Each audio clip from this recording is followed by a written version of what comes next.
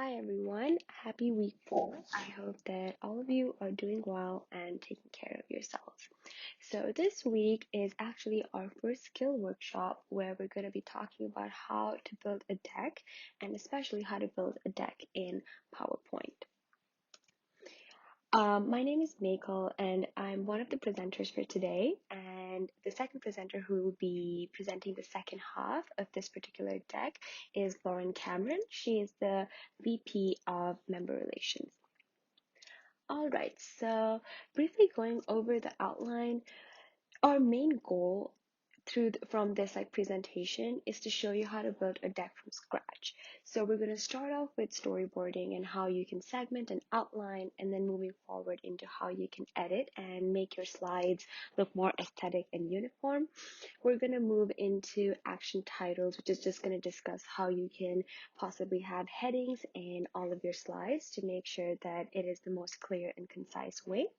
Then we have maximizing content, having data and having information that is mutually exclusive and collectively exhaustive, also known as MECE, different ways that you can add data, how you can include key takeaways, and the importance of citing sources and creating an appendix.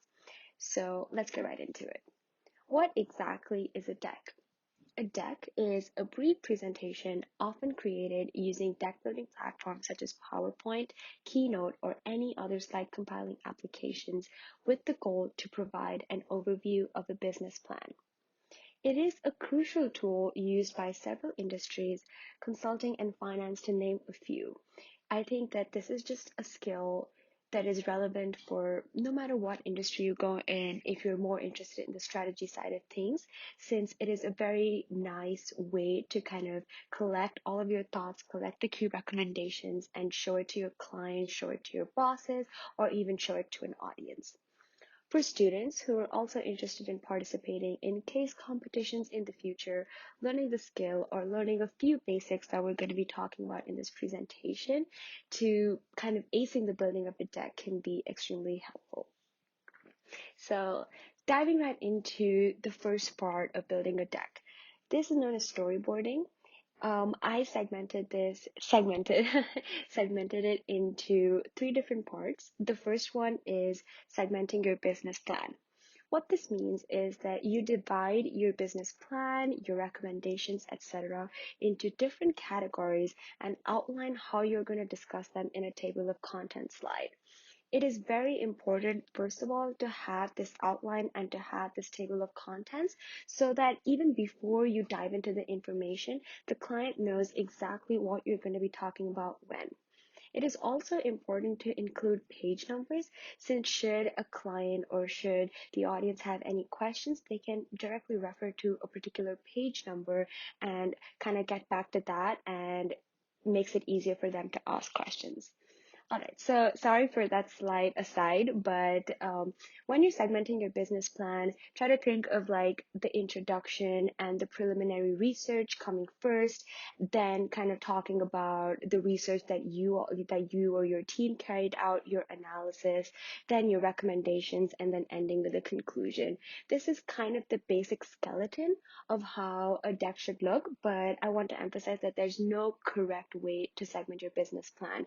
This is just one way to kind of start at a particular point, know exactly what you're going to be talking about, and then flow forward and kind of make sure that the client is able to follow every part in your deck.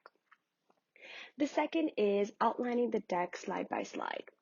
For a deck to be informative and aesthetic, you want to create slides that look uniform as a whole but are different enough from each other to not look monotonous. What I mean by slides that look uniform, which will be something that I talk about in slide aesthetics and editing skills, is that you want to make sure that the formatting of your slides or the main theme of your slides, maybe the color, the font, or even the way that you're depicting your information is uniform. At the same time, you don't want it to be too monotonous. You don't want to have the same content on every single slide again and again. You want to find different ways. You want to kind of create some variation in the way that you're depicting your slides. And lastly, having a good flow. While segmenting your business plan, make sure that the content from each slide assimilates well with the topics that were discussed before. The content should be easy for the client to follow and shouldn't jump from topic to topic. So this definitely follows from the segmenting and outlining part. But what I mean by that is that each slide, while it should look different from each other, it shouldn't jump from topic to topic. So it's not like I'll talk about the introduction first, then talk about our research, and talk about preliminary research, then go back to talking about research again. And that's why I think that all three of these go hand in hand, simply because if you do segment your business plan and you segment it in a manner such as you start off with an introduction and you move forward with preliminary research and then your own research analysis, etc., like I mentioned before, that will automatically lead you to have a good flow. Also, for outlining the deck slide by slide, something that I forgot to mention is that one way you can do that is, even if you're working by yourself or if you're working with a team, all of you can just get together and work on how you want each slide to look. So once you're done segmenting, once you know that, okay, well, we're going to be talking about topic A first, how do we want our slides within topic A to look? This could be discussing the graph, this could be discussing the information, and I think that once you have that down, it not only makes it much easier for the team and you yourself to be able to actually make the deck, since you've already brainstormed how each slide wants to look, but you also have a pretty good idea of how the flow is going to be.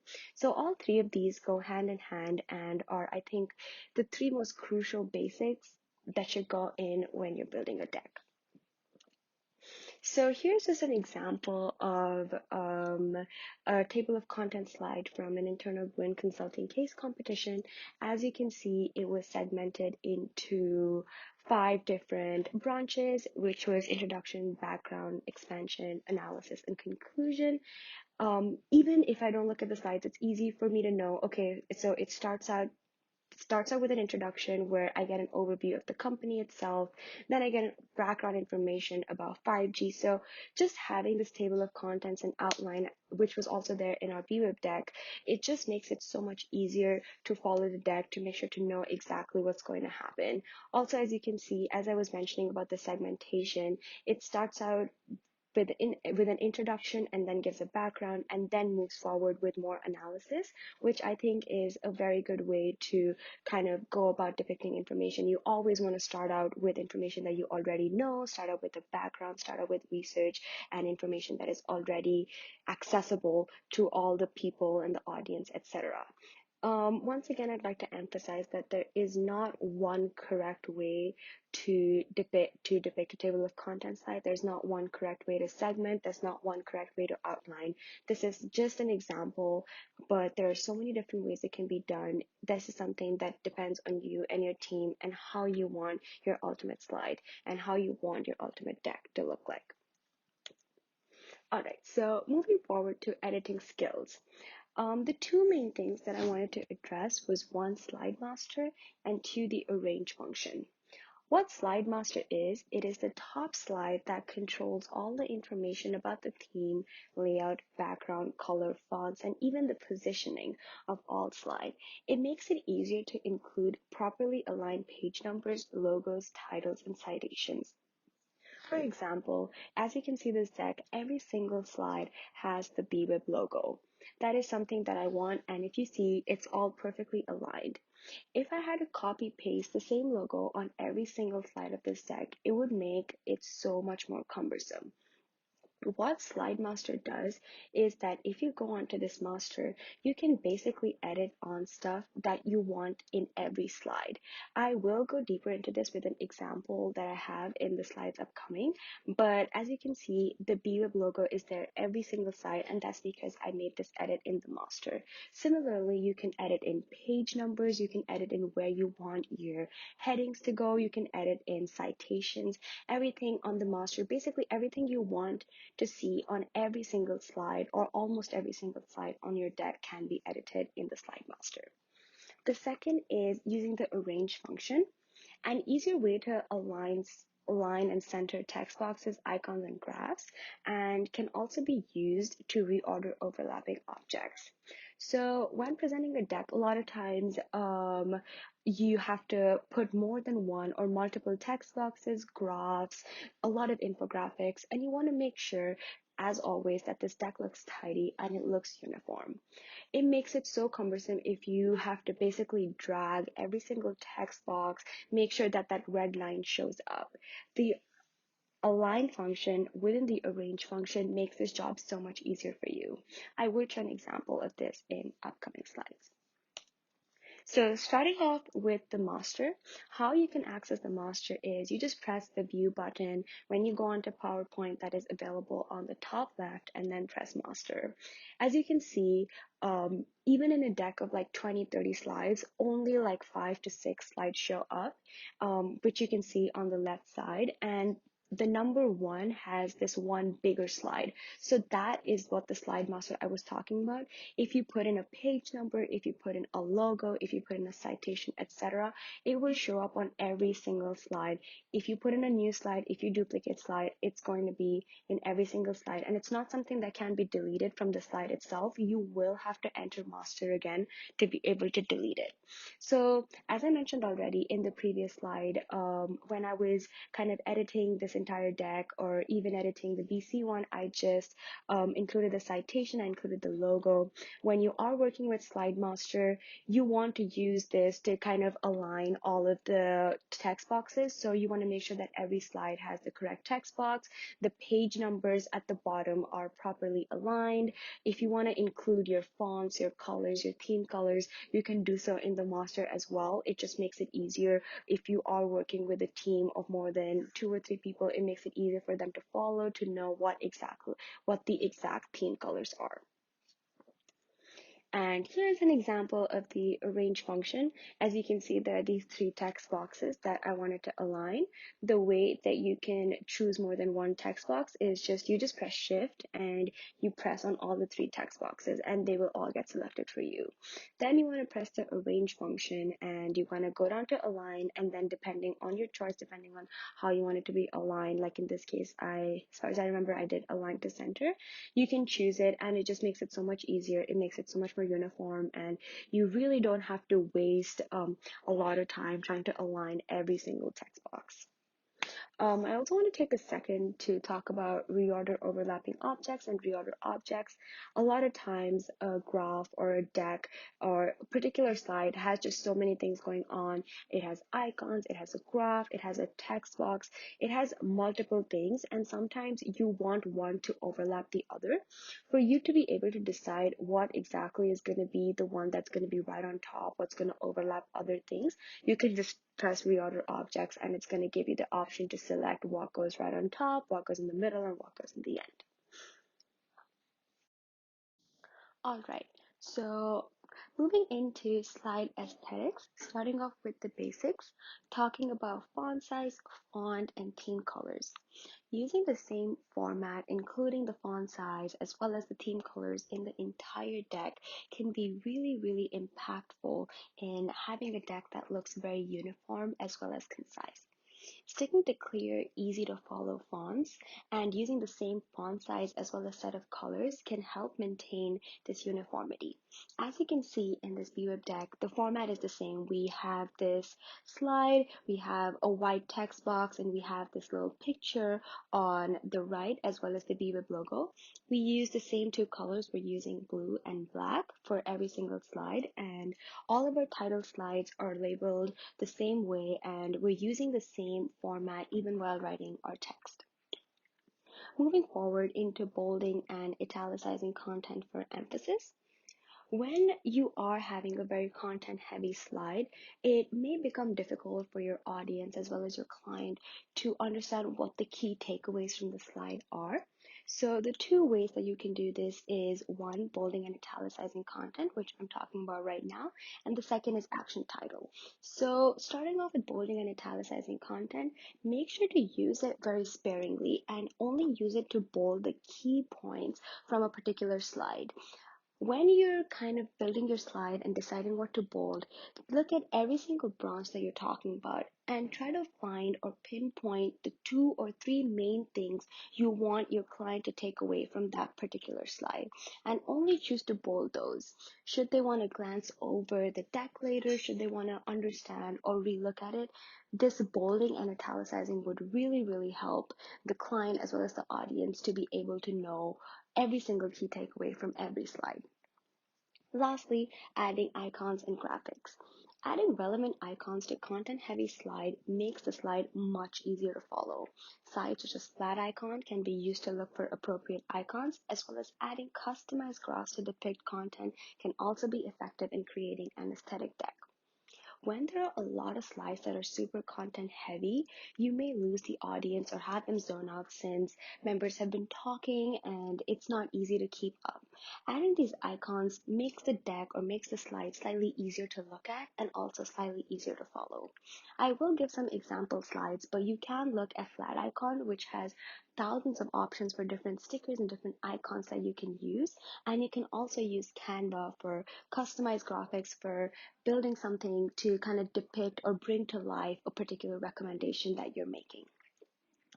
So here's our first example slide. As you can see, we've only used 3 icons, but it's very uniform. We're using the same 2 colors. The icons are also the same color as the text that we've written. And as you can see, in every single segment, we've only highlighted maybe 1 or 2 crucial parts. So for example, you can see in technology, the main key takeaway that comes from this particular branch is that automated machines can decrease factory injuries, and also high resolution video can enhance communication. You want to make sure that you only bold the most crucial points from every single part that you're talking about. Here is a slide that is not that content heavy. As you can see, there are only 4 sentences, but it looks very clear, it looks very full, it looks very concise. Sorry about that. It looks very clear and concise. Simply because we're using the same colors, we're only using the same 3 colors. We have the same formatting for every single part, and it looks very symmetrical on both sides. Now, as I mentioned in the previous part when we were discussing slide aesthetics, there are 2 ways to pinpoint your key takeaways. The first one was bolding and italicizing, and the second is action titles. So what exactly are action titles? Action titles are slide titles that are written to reflect the main point of the slide, summarizing the slide content in a way that the client can get the key takeaway from the slide without having to read the entire slide. What this means is that you want to try to make sure that your entire slide as a whole, has one main key takeaway. If you think that there isn't one, you might want to choose to either segment your information into further slides, or maybe try to bring together other information to make sure that the key takeaway is still there. For example, this is just an example I'm making up right now. Let's say we're talking about sales tactics, and I say these sales tactics can help in increasing sales for company X. From this, I don't really know what the sales tactics are. I have a brief idea of what sales tactics you're talking about, but I don't really know how you're going to dive deeper into it. So I will have to it will make it harder for me to follow. It'll make it harder for me to keep up. But if I wrote something like attacking the age demographic of 18 to 24 using specific sales tactics can help increase sales. So now I know that one of the sales tactics is to attack this particular demographic. And I know that whatever this slide is going to talk about is basically going to be diving deeper into how these sales tactics for this particular consumer base can really help in increasing sales for the company. I hope that helps. If that doesn't, please feel free to reach out to me. Alright, so here is an example of an action title.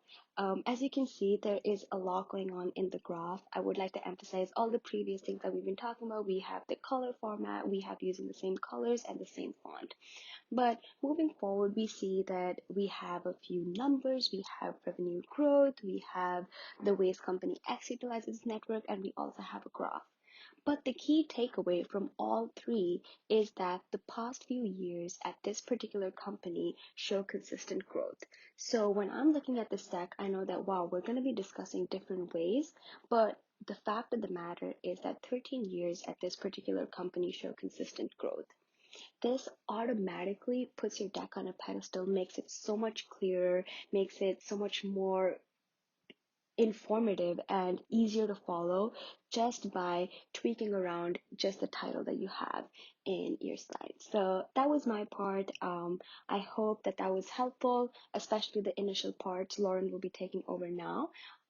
As always, I think Lauren will also be addressing this in the end, but as always, feel free to reach out to me, Lauren, or BWIB should you have any questions or clarifications regarding anything that was mentioned in the deck.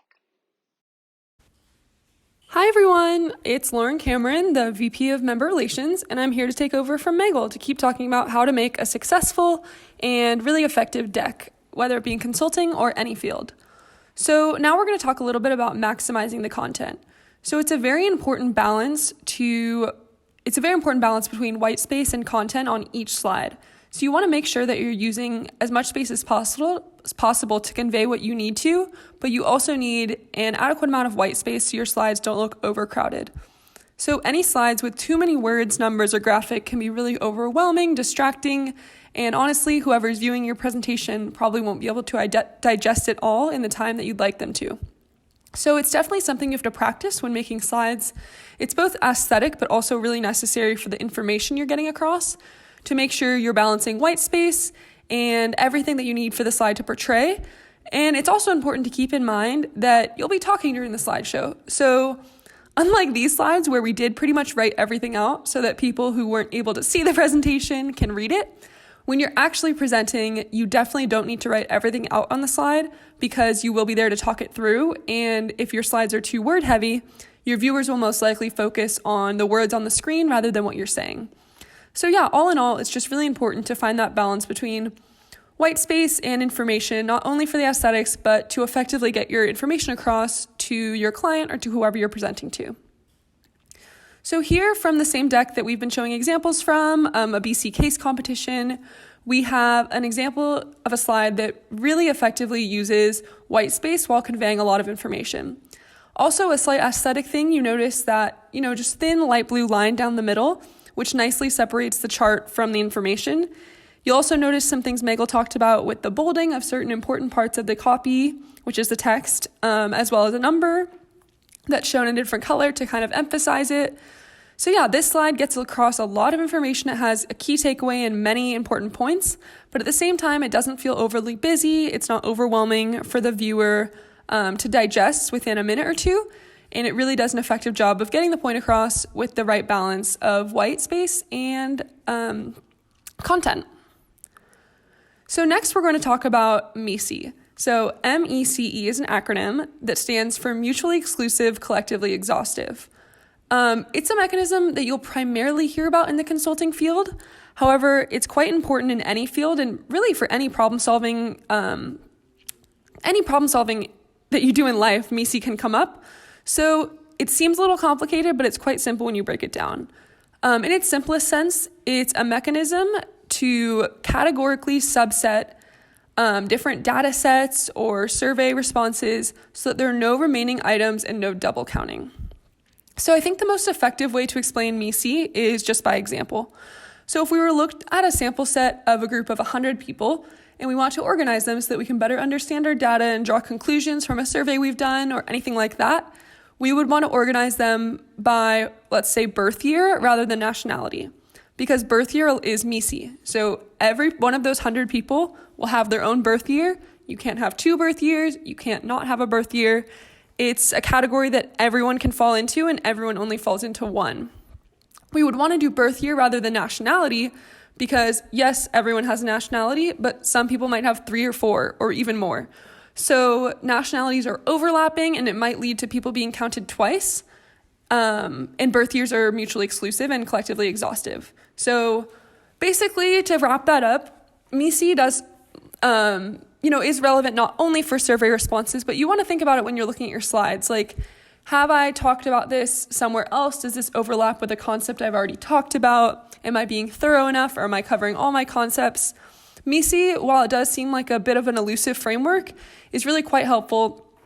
A very helpful framework in general to think about not only the way that you're subdividing data from a survey or a research project, but also the way that you're covering your slides to make sure that they are covering everything you need to cover without overlapping or being redundant.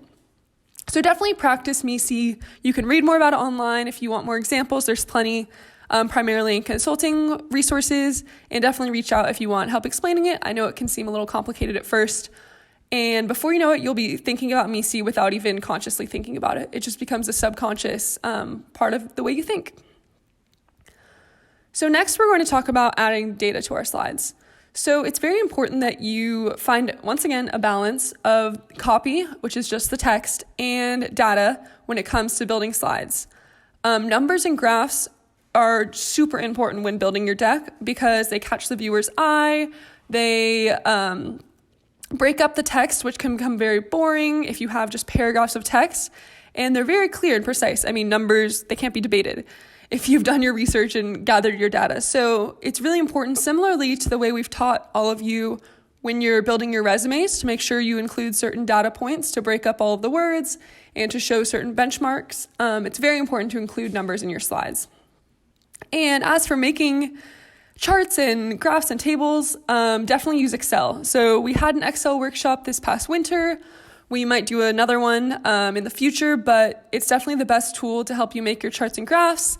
And you can insert any of them directly from Excel. And then once they're in PowerPoint, or if you're using Google Slides, you can change the colors, aesthetics, fonts appropriately to match the rest of your deck. Because as Megal talked about, aesthetics are extremely important.